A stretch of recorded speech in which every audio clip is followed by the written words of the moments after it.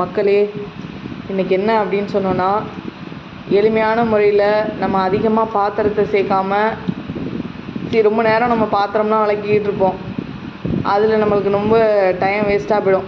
அதனால் என்ன பண்ணலான்னா, இப்போ ஒரு தட்டில் நானும் என்னோடய கணவரும் சாப்பிட போகிறோம். நீங்கள் பாருங்கள், இதை நீங்களும் ட்ரை பண்ணுங்கள். இந்த மாதிரி பண்ணுறதுனால கணவனுக்கும் மனைவிக்கும் உள்ள ஒரு அன்பு ஒரு பெரிய பாலமாக இருக்கும்.